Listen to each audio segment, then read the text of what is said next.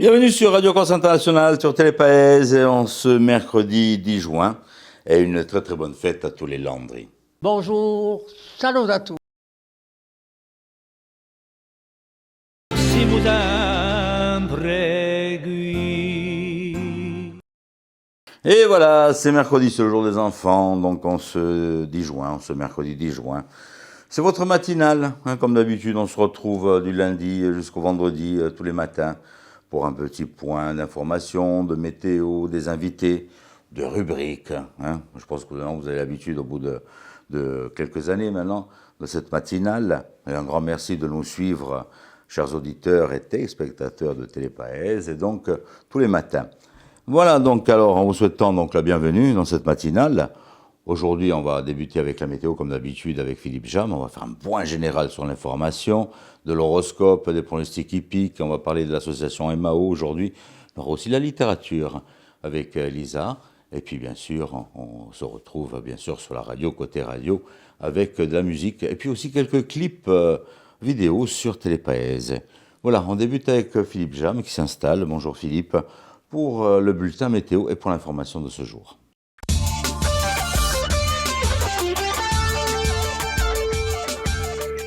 Et bonjour Monsieur Auguste, et bonjour à toutes et bonjour à tous. Un petit mot donc de météo avec un ciel qui va être assez sympa aujourd'hui. Un voile de nuages élevé le matin et quelques averses l'après-midi prévues sur la région bassiaise et le nord de l'île en général. Le vent d'ouest va s'établir dans l'après-midi sur la façade occidentale ainsi qu'aux extrémités de l'île avec des rafales atteignant jusqu'à 75 km/h. Les maximales de ce mercredi en mi-journée, 26 à 28 degrés en bord de mer et jusqu'à 30-31 degrés dans l'intérieur des terres.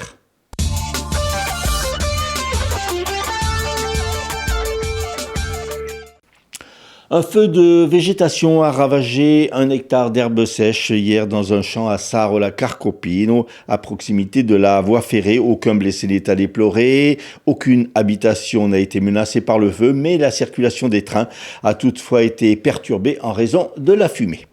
Le tribunal administratif de Bastia a examiné hier 54 protestations dirigées contre des opérations électorales, 39 émanant du préfet de la Haute-Corse, 4 du préfet de la Corse du Sud. Le tribunal a annulé les élections municipales à Campi en Haute-Corse et à Arbellar en Corse du Sud, ainsi que les élections d'un conseiller municipal d'Omès en Corse du Sud et de 5 adjoints de la commune de San Nicolau en Haute-Corse. Le jugement contre les élections municipales de Borgo sera rendu le 19 juin prochain et celui concernant Bastia au cours du second semestre 2026. Après Ajaccio et Bastia, c'est à Porto Vecchio ce mercredi qu'on rendra hommage à la petite Liana. Ce rassemblement d'initiative citoyenne aura lieu à 19h30 au pied de la mairie de la Cité du Sel. À l'appel du mouvement national, syndicats et AESH de Haute-Corse se sont rassemblés hier matin devant l'inspection académique à Bastia au chapitre des revendications, la revalorisation salariale et une reconnaissance pleine et entière des qualifications avec l'obtention d'un statut de fonctionnaire pour les AESH. Une délégation de la FSU SNUIP PP de Haute-Corse a été reçue par la directrice départementale du département. À Ajaccio, la CGT a lancé une grève illimitée à Kirnolia et des coupures d'eau pourraient intervenir si la situation ne se débloque pas. Hier, près de 80 personnes se sont rassemblées devant les locaux de l'entreprise.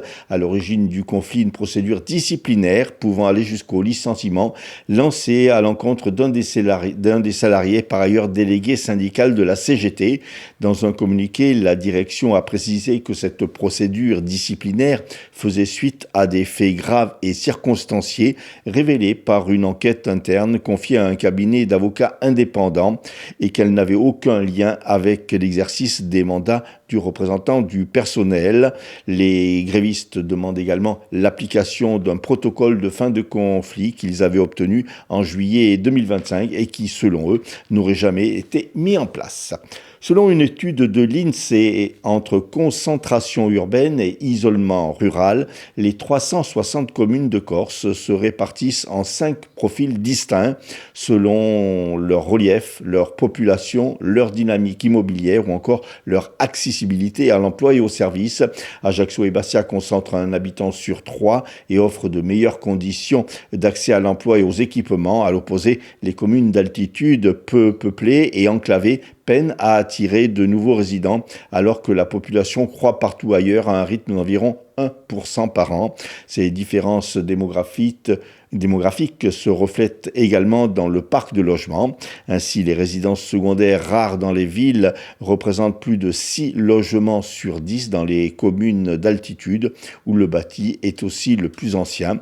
Enfin, la suroccupation des logements touche davantage les pôles urbains où la pression sur un parc constitué en majorité de petits appartements est la plus forte.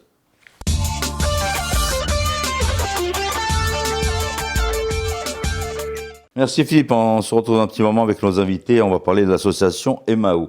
Pour l'instant, on va aller faire un petit détour du côté de Caen, c'est pour les pronostics hippiques et ce sera avec le jeune Rémi.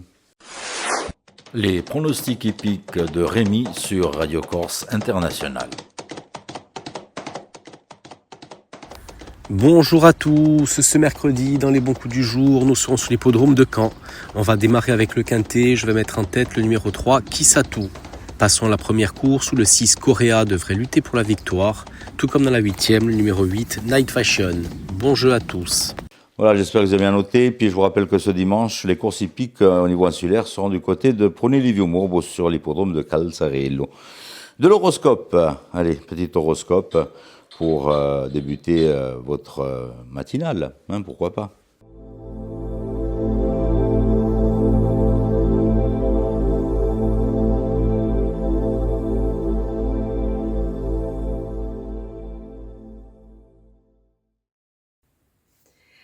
Et bonjour à tous, on se retrouve pour ce mercredi pour voir un petit peu ce que l'on a à vous annoncer. Les béliers, vous allez sentir aujourd'hui le potentiel de l'abondance au niveau professionnel que vous pouvez avoir durant tout le mois de mars.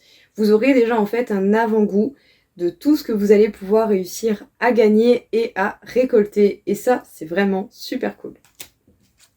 Les taureaux, vous pouvez avoir quelque chose qui bloque votre bonheur, votre bien-être et surtout votre paix.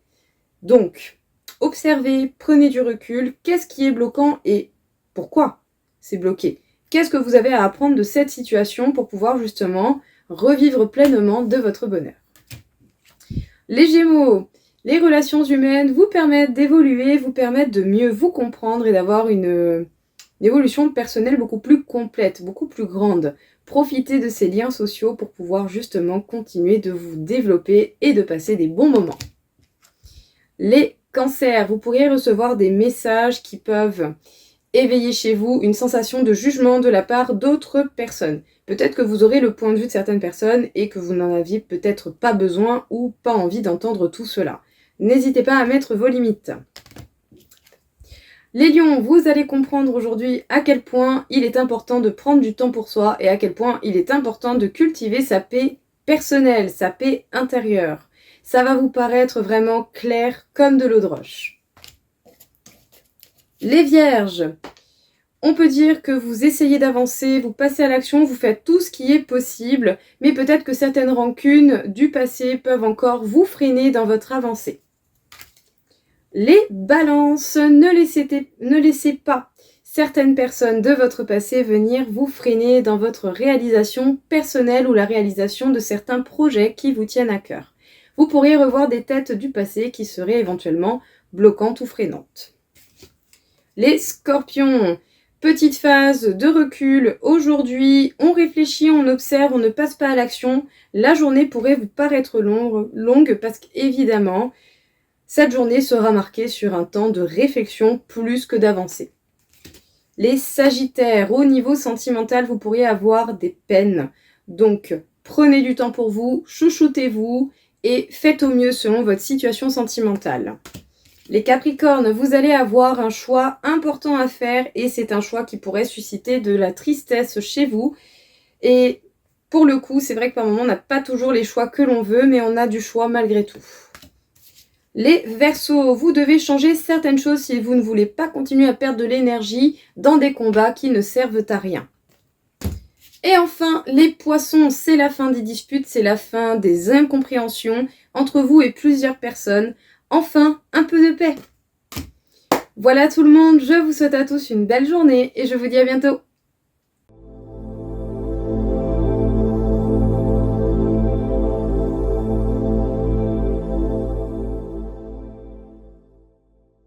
On poursuit cette fois-ci avec Elisa Alari. Elisa, pour de la littérature, comme tous les mercredis.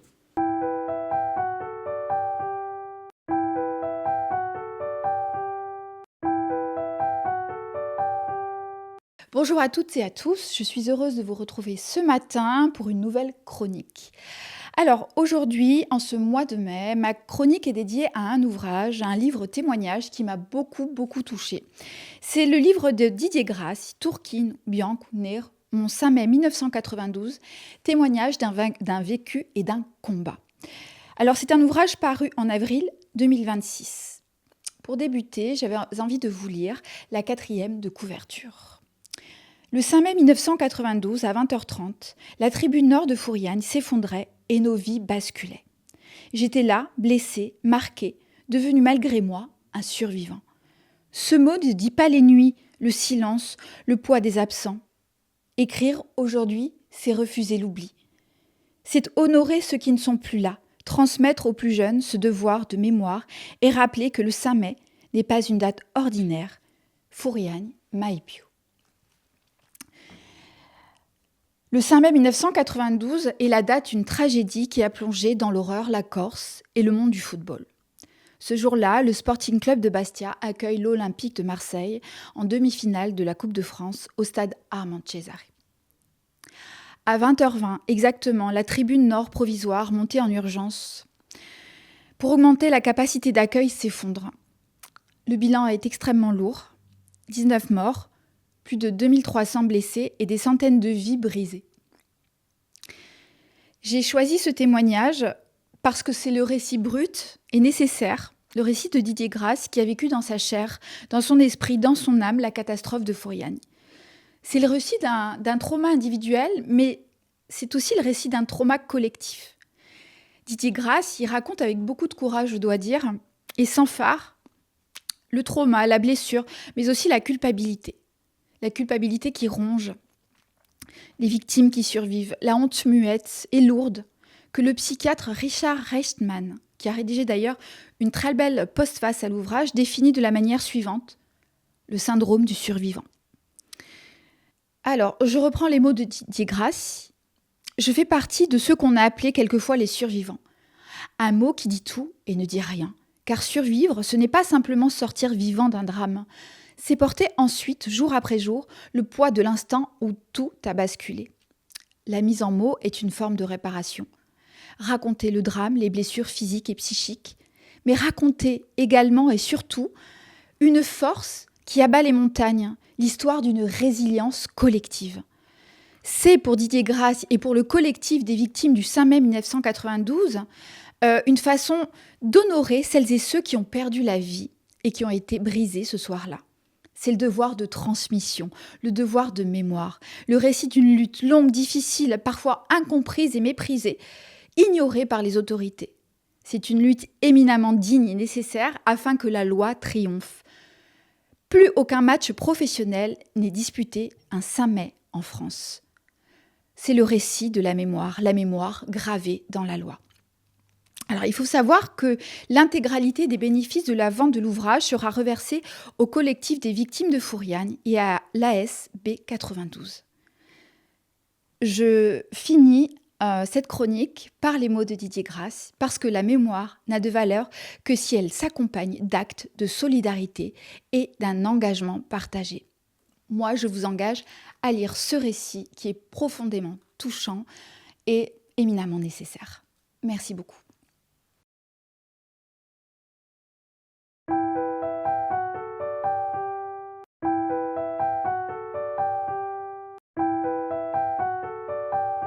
Merci Elisa. Et puis n'hésitez pas, si vous avez écrit un ouvrage, un livre, n'hésitez pas à nous contacter pour pouvoir en parler avec Elisa, donc sur l'antenne de Radio Corse Internationale et de Télépaèse. On reçoit aujourd'hui en invité l'association Emao. Invité aujourd'hui, Élodie Poignet, responsable développement et chef de projet à Emao, qui va nous entraîner dans une aventure mystérieuse.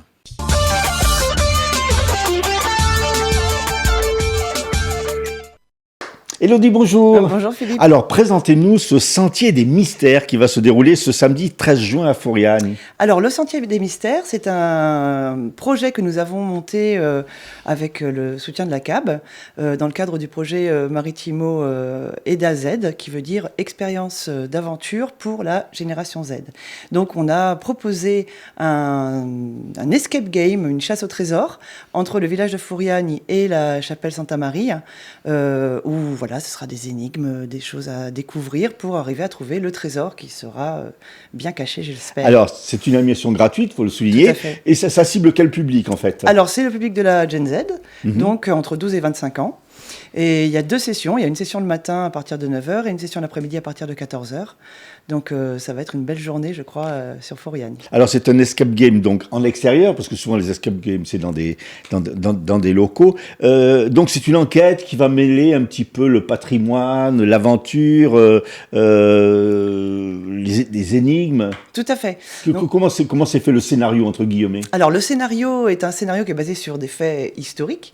Donc, des seigneurs pisans qui ont été déboutés, on va dire, par les Génois et qui ont caché une bague qui n'a jamais été retrouvée, donc une bague sceau des pisans. Et donc, le but est de retrouver cette bague avec en même temps que nous faisons la randonnée, en s'arrêtant à des lieux où des énigmes seront cachées, il faudra les découvrir tous ensemble. Ce ne sont pas des équipes l'une contre l'autre, mais c'est vraiment quelque chose de collectif. Justement, c'est ça aussi qui est bien, c'est que vous faites c'est un travail d'équipe, il y a un partage, il y a... Tout à fait. Et c'est basé aussi donc sur le patrimoine. Et en fait, chaque participant aura une des clés de l'énigme et qu'il devra sortir au bon moment pour débloquer et passer au niveau supérieur. Alors finalement, c'est une façon très ludique de connaître un petit peu le patrimoine, plutôt que de se plonger dans un bouquin. On va directement sur le terrain. Donc, il y a dû y avoir des recherches, parce qu'il faut faire des recherches pour trouver la vérité, l'histoire réelle. Oui, complètement. Alors c'est Vincent Istria qui est spécialisé dans tout ce qui est justement jeux, escape game, jeux vidéo, etc., qui a fait le scénario et qui s'est basé sur des faits, en tout cas pas forcément la bague, mais en tout cas des personnes qui ont existé, une famille qui a existé, les seigneurs de Bagnadia. Et c'est assez marrant parce que en fait tout l'escape game va se dérouler entre le village de Fouriane et la chapelle Santa Maria. Et ensuite, les participants feront une boucle pour rentrer au village. Et à ce moment-là, ils vont voir justement le Castel, qui est un petit peu dans ce coin-là aussi, et qui appartenait à la famille en question. Alors, le départ est fixé où? Sur la place du village? Oui, c'est ça, devant l'église. Après, on se retrouve devant l'église. Il y aura un petit peu, on va distribuer des petites choses, on va expliquer un petit peu comment jouer ensemble. Et effectivement, c'est basé sur du collectif. Alors, il y a 2 groupes. Il y en a un le matin, l'après-midi, c'est ça? Tout à fait. Il y en a un, donc rendez-vous à 9h le matin et l'après-midi 14h. Il y a environ 3 heures de jeu. Ah oui. À peu près, oui. Jeu randonnée, 3 heures, il y a 250 mètres de dénivelé, c'est quand même une... Ah oui, quand même. Oui, c'est quand même, il y a quand même le côté randonnée. Puis ce qui est bien, c'est aussi que ça sort un petit peu les jeunes de leur portable, de leur... Des écrans. Des écrans. Complètement. Donc, ça aussi, il va y avoir la nature, c'est... Oui. Pour eux, ça va peut-être même une découverte pour certains qui ne sont pas habitués à se balader comme ça dans la nature. Alors, c'est rigolo parce que justement, dans le questionnaire d'inscription qu'on propose, il y a la question « Pourquoi est-ce que vous voulez faire ça ?» Et il y en a beaucoup qui disent c'est le côté escape game, donc qui ont l'habitude, entre guillemets, ou qui sont en tout cas intéressés par l'escape game et en général n'en ont jamais fait à l'extérieur, et d'autres qui sont vraiment sur le côté voir le sentier d'une autre manière, en fait. Alors c'est un projet donc qui est donc vous l'avez expliqué, qui est porté par la communauté de l'agglomération de Bastia. Il y a déjà c'est la première fois que vous faites ce genre oui, de sortie. Complètement. C'est une nouvelle activité pour nous. Alors c'est très très très enthousiasmant parce que c'est vraiment déjà l'histoire est chouette. Enfin je vais essayer de rien dévoiler, mais en tout cas l'idée est vraiment sympa. Et en plus on est très bien entouré puisque donc c'est Vincent Istria qui va faire le maître du jeu. Ouais. Il y aura aussi l'archéologue en fait. Voilà, qui va expliquer un petit peu tout ça. Il y a Paul Poli aussi qui sera l'encadrant, on va dire accompagnateur montagne, et Enzo Arregui qui est chargé de mission jeune à l'association Opra. Donc ça c'est vraiment, on va dire, les encadrants professionnels. Et évidemment l'équipe EMAO. Qui sera sur place. Avec place. sac, gourde. Oui, c'est ça. Lunettes, chapeau, gourde et bonnes chaussures. Il faut surtout prendre de l'eau en cette période. Donc c'est un projet qu'éventuellement vous pourriez à la rentrée, puisque maintenant on arrive dans la période estivale, vous pourriez peut-être reformuler dans d'autres lieux. Qu'on pourrait faire dans d'autres lieux, que la CAB pourrait faire dans d'autres lieux, puisque c'est une commande de la CAB. La CAB, oui. Voilà. Et je pense que, moi c'est quelque chose que j'aimerais bien continuer à faire, des escape games. J'ai dans mes petits projets, il y a un escape game sur l'IA, voilà, ce genre de choses. Il y a beaucoup de projets d'EMAO, là.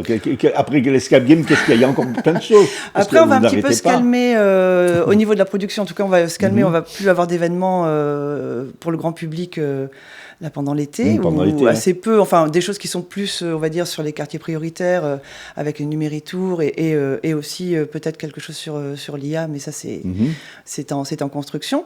Et dès la rentrée, comme d'habitude, il va y avoir Bastia Ville Digitale, les rencontres de l'esprit critique, les journées de la sobriété numérique, et puis on a un nouveau projet qui s'appelle IA Venture, donc qui est une aventure familiale autour de l'IA pour s'amuser avec l'IA, on va dire, mieux la maîtriser parce que oui, voilà, c'est ça. Donc il y a le côté tout ce qui est prompt, etc. Et puis démystifier aussi un petit peu la chose. L'IA n'est pas forcément intelligente, ce genre de choses. Donc ce sera des petits ateliers sur différentes thématiques, donc la créativité, des jeux, la sécurité, etc. Mais comme d'habitude, de façon très ludique. Et ça, ce sera dans toute la Corse. On en a 8, 2 en Corse du Sud, 3 en Haute-Corse et 3 spécifiquement dans le quartier. Et là, justement, l'escape game, c'est quelque chose que vous pourriez faire aussi en Corse du Sud. Bah oui, bien sûr, oui. Dans tous les territoires, en fait. Tout à fait. Donc là, c'est la première. On va voir comment ça se passe. On va essayer d'apprendre de nos erreurs, et s'il y en a, mais j'espère qu'il n'y en aura pas beaucoup, et essayer de proposer ça à d'autres territoires, bien sûr. Élodie, merci beaucoup. On rappelle donc Philippe. ce sentier des mystères, c'est ce samedi à Fouriani, samedi 13 juin. Il faut être inscrit malheureusement, donc c'est trop tard pour vous. Non. On peut encore. Il reste encore des places. Il reste encore des places. Oui, tout à fait. Auguste, il faut s'inscrire.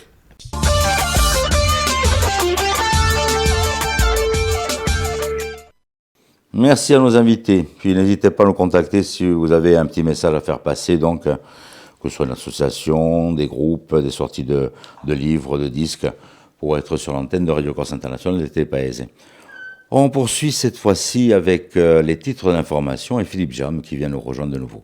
Le tribunal administratif de Bastia a annulé hier les élections municipales à Campi en Haute-Corse et à Arbalère en Haute-Corse du Sud, ainsi que les élections d'un conseiller municipal d'Omessa et de 5 adjoints de la commune de San Nicolao. Le jugement contre les élections municipales de Borgo sera rendu le 19 juin et celui concernant Bastia au cours du second trimestre 2026. À l'appel d'un mouvement national, syndicats et AESH de Haute-Corse se sont rassemblés hier matin devant l'inspection académique de Bastia pour réclamer revalorisation salariale et statut de fonctionnaires. Grève illimitée à Kernolia, Ajaccio, des coupures d'eau pourraient intervenir si la situation ne se débloque pas. À l'origine du conflit, une procédure disciplinaire à l'encontre d'un des salariés, délégué syndical de la CGT, et la non-application d'un protocole de fin de conflit datant de juillet 2025. Météo, du soleil, mais également quelques petites averses possibles sur le nord de l'île. Un grand merci d'avoir passé ce petit moment en notre compagnie sur Paese et Radio Corse International. C'est le jour des enfants, vous allez vous régaler aujourd'hui. À qui joue au foot, à qui fait du judo, à qui fait de la gym, à qui fait du chant, qui sait. Voilà, et puis je vous souhaite de passer un bon mercredi et je vous donne rendez-vous avec toute l'équipe demain matin, même heure, même antenne. Tenez-vous domani. Bonjour, salut à tous. Si vous